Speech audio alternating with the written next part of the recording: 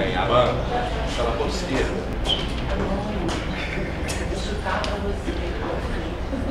Olá, bom dia. Gostaria de agradecer a presença de todos aqui no primeiro debate de longas do 16º CinePE, Festival do Audiovisual. Gostaria de agradecer a presença dos produtores, diretores, jornalistas, enfim, todos aqui presentes. Ontem tivemos um pequeno probleminha, infelizmente. Peço desculpas em nome do festival e aproveito aqui o momento para ler um comunicado de esclarecimento. A direção do CinePE, diante da falha técnica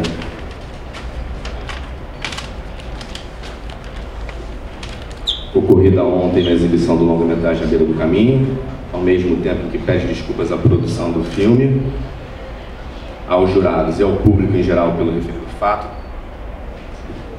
tem a esclarecer o seguinte: que houve falha no sistema digital, na leitura do arquivo de som, de forma tal que o filme teve que ser exibido sem os seus 6 canais originais, apenas LR. Que, em função das dimensões da sala, a reverberação derivada do LR tomou uma proporção que deixou a maior parte do mesmo fora do padrão de áudio.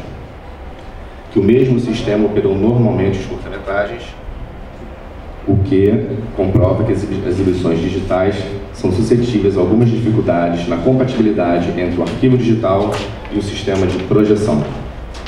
Que, ratificando o comunicado de ontem após a exibição, esse sistema será tecnicamente reavaliado para que se efetive, em condições normais, uma nova exibição. Que esta exibição, devidamente acordada com a produção do filme, será comunicada em tempo hábil, dentro da grade normal da mostra competitiva. Com essa decisão pela reexibição, a direção do festival procura preservar a necessária condição técnica que esteja adequada à grade de competição. Recife, 27 de abril, Pedro Bertini, diretor do CinePE. Bom, o nosso debate aqui tem como característica ser um debate informal. Eu vou pedir para vocês se apresentarem e logo em seguida os jornalistas fazem as perguntas para vocês. Vou passar aqui os microfones. A apresentação, por favor.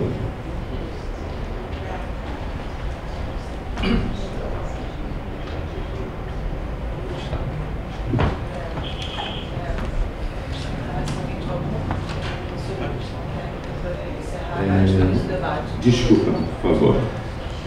A gente queria então, enfim, primeiro tentar falar sobre essa questão técnica. Alguém tem alguma pergunta especificamente? O que é o left right? É o left right. Left right.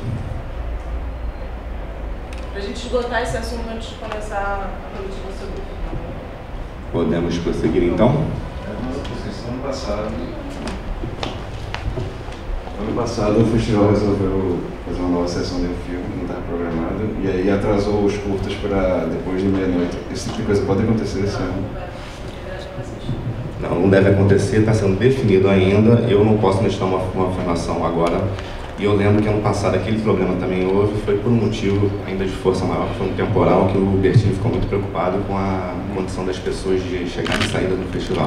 Foi uma decisão dele. Enfim, as pessoas que tomam decisões ficam, enfim, podendo sujeitas a críticas, mas foi uma opção por causa da chuva, que eu não sei se você lembra, no passado tivemos um problema de calamidade pública aqui no Pernambuco, né? Alguém tem mais alguma pergunta? Podemos seguir com o debate? Bom, pode se apresentar, por favor, e em seguida eles fazem as perguntas dos jornalistas e dos convidados. Então eu que começo a falar aqui, né? Menos falo, eu começo a falar. É emocionante estar aqui, é uma alegria estar aqui, independente de todos os problemas, o festival está aqui, está acontecendo, está vivo, está vivo. Sou o Ângelo e é isso. É uma honra estar participando do festival. E eu sou o Vinícius. Também é uma honra para mim estar aqui no nascimento do filme. E meu nome é João Miguel, sou ator. Eu sou o Breno Silveira, sou o diretor do filme.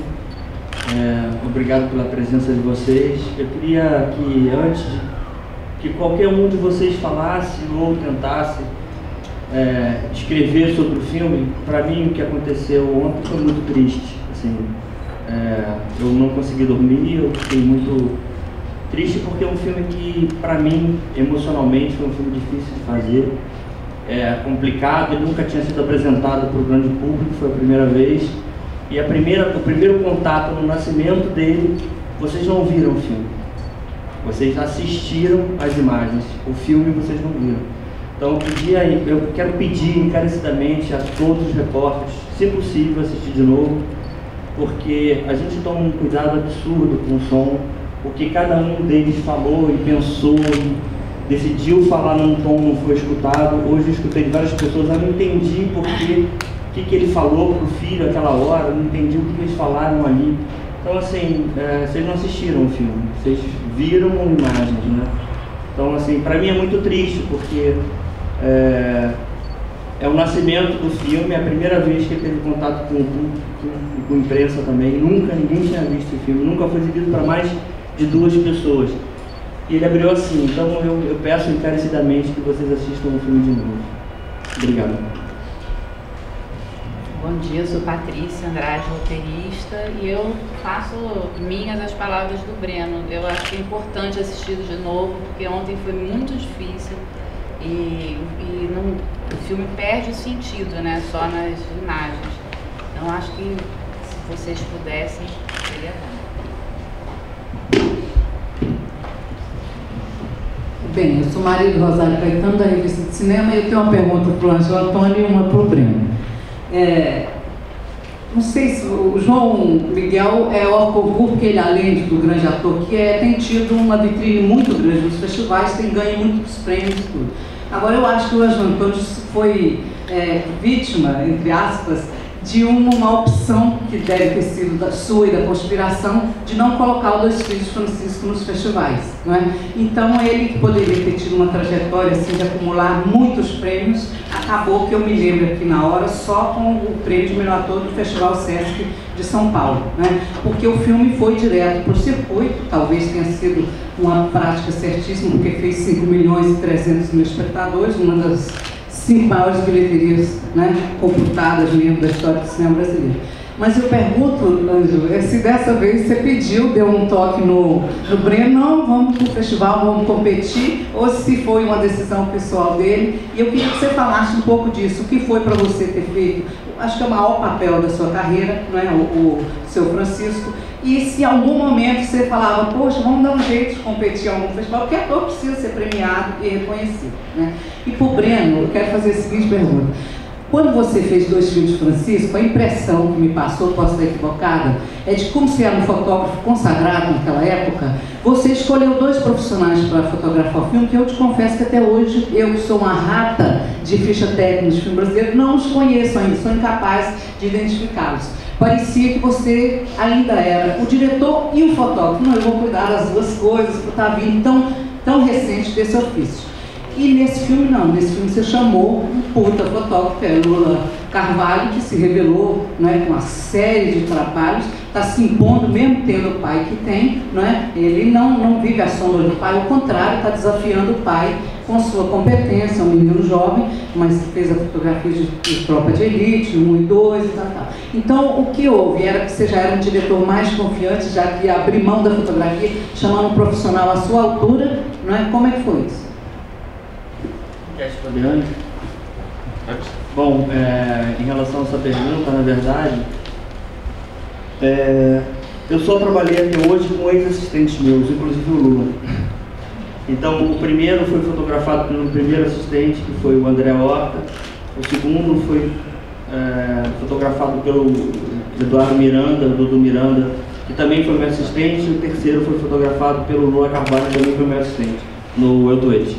Então, assim, como fotógrafo foi muito difícil de estar no set e não dar palpite na luz. No caso dos 2 filhos foi um pouco mais complicado, porque eu não queria que o filme fosse um filme de fotógrafo, então eu acho que atrapalhei bastante eles. Eu tive esse cuidado de dizer, olha, se o ator estiver pronto eu vou rodar, porque eu queria, na verdade, ter uma proximidade com os atores que eu não tinha até então. Mesmo assim, eu acho que Eles conseguiram um trabalho brilhante, apesar de eu ter trabalhado bastante. Em relação à coisa do festival, eu sempre... Bom, eu tô nessa história de cinema na minha vida desde 19 anos de idade. Meu primeiro filme foi Betty Balanço. Eu fiz quase todas as partes técnicas possíveis dentro do cinema. E sempre impliquei muito em estar concorrendo em festival. Isso não é culpa do Ângelo, de jeito nenhum. E, de alguma forma, essa é a minha estreia em festivais. Porque eu sempre falei, olha, eu apresento ao concurso, apresento antes. Porque eu sou um cara bem tarado pela qualidade do filme. E quando acontece uma coisa como aconteceu antes, eu falo assim, caramba, será que eu acertei em vir pra cá? Apesar de achar isso maravilhoso, os festivais devem acontecer, mas ele nasceu de uma forma torta. Eu sempre acho que a gente tem que ter um cuidado extremo no trabalho que a gente vem fazendo. Eu comecei minha vida como técnico de cinema e escutando que o que eu fazia era uma porcaria que ninguém assistia. O primeiro filme que eu consegui fotografar, depois de quase 10 anos no cinema, foi o Carlota Joaquina, que por incrível que pareça foi a volta do público. Então, assim, eu acho que a gente tem que batalhar pela qualidade técnica cada vez mais, porque o nosso público merece, o nosso público está voltando. Né? Eu sei que não foi culpa do festival que aconteceu ontem, mas de certa forma, assim, eu fico falando, pô, será que a gente não tem que ter mais cuidado dessas coisas, né? E em relação ao festival é isso, eu sempre tive realmente medo de botar, de não sei o que, de ter uma recepção esquisita, de não ter uma qualidade boa. A gente tem que tomar cuidado com isso, de verdade.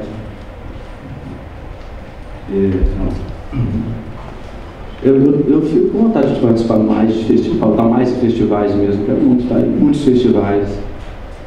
Agora tem um pensamento budista assim, que fala que a gente fazer o trabalho, a obra da gente se preocupar com os frutos, né? Então, coisa dos prêmios, assim, o prêmio tá fazendo, tá aqui agora. Eu acho que é importante ter o seu valor simbólico, assim, o prêmio, né? Tem alguns, assim, mas o prêmio tá fazendo trabalho, tá com essas pessoas fazendo trabalho, tá aqui, tá participando desse festival, poder sonhar com outros filmes, poder sonhar em estar em outros festivais. Mas quero muito estar em festivais. E 2 filhos realmente assim foi um momento de transição na minha carreira, no meu caminho. Eu acho que fez da gente assim parceiros até hoje, né? A gente está aqui agregando pessoas novas, criando pessoas novas. E isso é prêmio, né? Ver o trabalho desses dois assim, no campo ali é prêmio, assim. Me sinto participando porque tem um pedacinho ali, mas estou dentro, estou junto, é um corpo só, né? Por isso que eu acho que nada acontece por acaso, né? Nem o que aconteceu ontem por acaso, tudo tem seu valor. Só complementar aqui, apesar da pergunta não ter sido para mim assim, mas a Rosário, quando fala dessa coisa dos prêmios e do reconhecimento, é muito engraçado hoje ser reconhecido como um ator que ganhou festivais muito, mas eu me vejo muito como Breno no sentido de um artesão mesmo. Eu comecei no teatro com 9 anos, então assim, o primeiro trabalho que eu fiz, que foi mais exposto, que foi no cinema, eu tinha 33 anos de idade. Então assim, tem uma coisa que, complementando isso que o Ângelo fala, eu acho que é essa coisa do conjunto mesmo, e que está nesse lugar quando você acredita no trabalho, assim, essa relação de Breno com o ofício, completamente apaixonado nisso. Então acho que a gente fez um filme com esse afeto, né, e com essa força que me faz um sentido enorme, não só porque eu faço cinema, mas porque eu faço arte, no sentido do encontro mesmo, apesar dessa palavra ser banalizada hoje, mas eu acho que nesse filme ela se responde no próprio mistério do cinema, com todos os acasos que tem ali, e com o humano, que é a matéria-prima disso, né? Então assim, Rosário, só pegando carona, apesar de ser um ator premiado hoje, o meu espírito de operário não me faz acreditar demais nisso, e sim acreditar no trabalho, a cada trabalho, como se fosse uma morte e uma vida nova que se dá ali, né? E eu acho que esse trabalho fala disso, de encontro antes de tudo, e das perdas que você tem no caminho e de continuar na estrada, né? Então, o que aconteceu ontem foi, de fato, muito drástico. para mim, pessoalmente, porque assim, com 42 anos, assim, eu nunca me vi daquele jeito, assim, um gramelô tão louco, sem me entender a mim próprio e ainda assim perceber que o público, né, que o público aceitou, entendeu sem entender, porque é ininteligível dentro de uma trajetória de um filme realista, você não entender as palavras que estão ali. E ainda assim o público entendeu. Então o público é meio como Deus, né? Que a gente não sabe direito o que é Deus, mas que está lá e diz as coisas, às vezes na hora errada, e naquela hora drástica, ainda assim ele dá uma resposta. Deus deve ser isso, né? Assim, mas nem por isso a gente tem que fazer tudo em nome de Deus ou em nome do público de qualquer jeito. Eu acho que aí, no caso, infelizmente, deveria-se ter para um filme como esse, nascendo num festival como esse, que me parece que é uma programação, nunca tinha visto no festival, infelizmente, isso não deveria ter acontecido, porque é um descaso com Deus, é um descaso com o público. Né? Então não pode ser o público também que pode dar esse aval. É uma questão técnica que tinha que ser resolvida. Eu acho muito interessante também ouvir o nosso mediador, que não está aqui, desculpa, falar do sistema, né? Porque tem muito a ver com o mundo que a gente vive hoje. Quando a gente não consegue achar a solução real, a culpa é do sistema. Não estou dizendo que foi exatamente isso que você falou, mas eu fico pensando muito sobre isso. Você vai tentar pagar uma conta de telefone e falar, rapaz, não dá certo porque o sistema não permite. Mas que pena que o sistema não permitiu, porque é um filme que é a primeira vez que a gente foi mostrar ele. Né? A primeira vez assim, que Breno fez que Breno mostrou esse filme, e resolveu mostrar esse filme, que foi feito com esse afeto aqui, porque não é uma mesa qualquer isso aqui. Tem afeto mesmo. Então assim, tem encontro, eu participei carinhosamente do processo do filme, de uma maneira extremamente humana. Eu participei, o Breno e a Pam me mostraram o roteiro para a gente conversar sobre o roteiro. Então o João foi criado dentro de um processo anterior a simplesmente fazer o filme. Então fazer o filme tinha esse cuidado que o Breno está falando com o ser humano. Né? Nesse sentido, assim, eu me identifico completamente, porque é um homem interessado por gente. Então é um filme de emoção nesse sentido, em todos os sentidos. Né? Assim, eu agradeço aos companheiros, porque sem companheiros você não faz nada. Assim, ao Vinícius, um companheiro de trabalho novo, incrível, e que me ensinou todo dia, que ontem estava lá plantadão, vendo aquilo ali, aquele gramelô lá, que a gente fez, e vendo, enxergando, pontuado. Então acho que é uma questão também de lucidez, a gente não fingir que as coisas não acontecem. Não é também dizer esse papo está esgotado. Não está esgotado, porque ontem a gente teve uma sessão que fez com que a gente não dormisse. A gente não dormiu, não foi por acaso, por pura vaidade, não. Foi porque o filme não foi escutado. Desculpa entrar no meio da pergunta. É lindo ver o João falar, porque eu acho que ele disse uma coisa que eu acho importante. Eu acho que o nosso trabalho, o trabalho que a gente está fazendo, é um trabalho de emoção.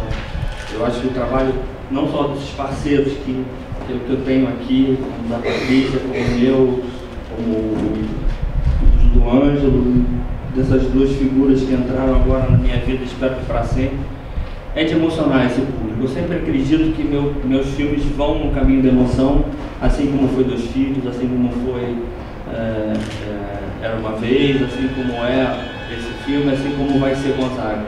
Eu acho que o caminho da emoção é um caminho maior para atingir o público. Esse é o que eu gosto de fazer. Eu nunca vou conseguir fazer uma comédia, nem um thriller, vocês podem ter certeza disso. A minha intenção é procurar a emoção verdadeira. E eu acho que esse filme tem isso. Ele se comunica, eu senti que apesar de ninguém entender nada, eu vi muita gente chorando, eu vi muita gente rindo. Eu acho que ele se tivesse um bom som, teria pego um público, teria pego mais vocês, inclusive. Por isso que eu peço encarecidamente para verem de novo. Oi, Breno, Rodrigo Fonseca. Queria fazer uma pergunta para você e para a Pam, que é o seguinte. Eu acho que tem uma...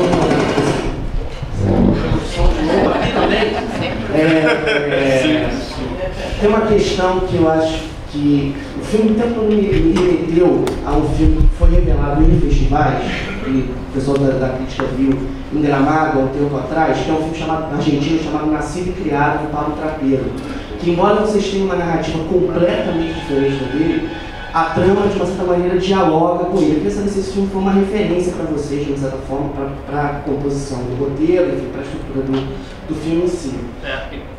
Eu queria só colocar mais uma questão que depois vocês pudessem falar, que é o seguinte. A gente está passando por um ano que até agora todo o esforço que o cinema brasileiro fez para passar da fronteira do blockbuster bateu na trave. A gente está vendo um fracasso atrás do outro, um filme que empaca atrás do outro, dentro da tentativa de fazer uma ocupação de mercado maior. Você vem com 2 filmes esse ano, 2 filmes com uma marca, uma grife, que não é apenas a grife da conspiração, mas a tua grife de conseguir mobilizar plateias dentro do registro do melodrama, um diálogo com o neorrealismo. Eu queria que você falasse um pouco disso, a responsabilidade tua de vir duplamente às telas nesse ano tão escasso de sucesso. 2 perguntas complicadas, gente. Olha, o Trapeiro foi engraçado porque foi o que eu estava falando aqui. No meio do roteiro já pronto, a gente já começando a filmar, uma pessoa que na verdade foi o George Moura, falou assim, e ele leu o roteiro para dar uma consultoria e falou, olha, eu vi um filme que tem essa história.